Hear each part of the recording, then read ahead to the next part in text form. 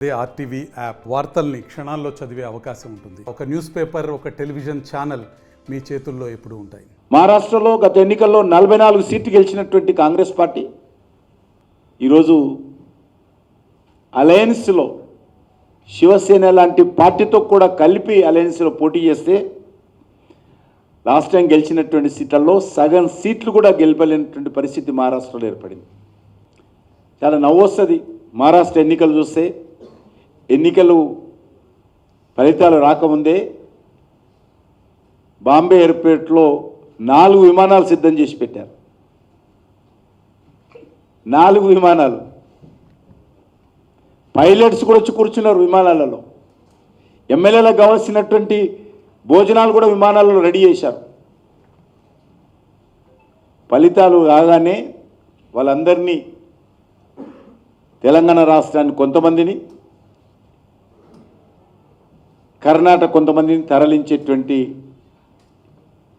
అద్భుతమైనటువంటి ప్లానింగు, ప్రజల ఆలోచనను, ప్రజల నాడిని పసిగట్టలేనటువంటి కాంగ్రెస్ పార్టీ పథకాలు సిద్ధం చేసుకొని ఈరోజు దేశ ప్రజల ముందు మరోసారి నవ్వులపాలైంది.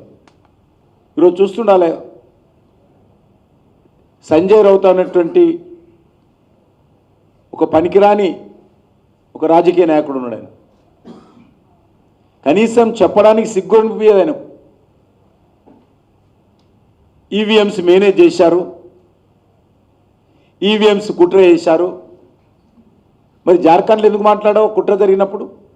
గత పార్లమెంటరీ ఎలక్షన్స్లో మెజార్టీ వచ్చింది కదా మీకు మహారాష్ట్రలో. అప్పుడు ఈవీఎంలు పనిచేయలేదా? అప్పుడు ఈవీఎంలు పొరపాటు లేదు. ఈ దేశంలో చాలా అలవాటైంది కాంగ్రెస్ పార్టీకి, అలా సంబంధించినటువంటి కొన్ని పార్టీలకు. రాహుల్ గాంధీతో సహా మొన్న పార్లమెంట్ ఎలక్షన్స్లో కూడా పొరపాటు జరిగిందని ఎలక్షన్ కమిషన్ మీద విపరీతంగా తప్పుడు ప్రచారం చేశారు.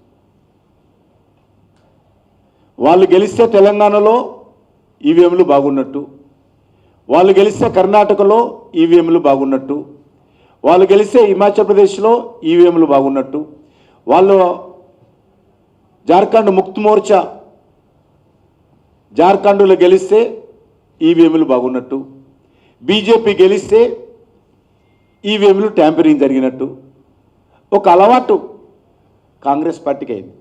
మరిన్ని వీడియోస్ కోసం ఛానల్ ని సబ్స్క్రైబ్ చేయండి. లేటెస్ట్ అప్డేట్స్ కోసం వాట్సాప్ ఛానల్ ని ఫాలో అవ్వండి. ఆ లింక్ డిస్క్రిప్షన్ లో ఉంది.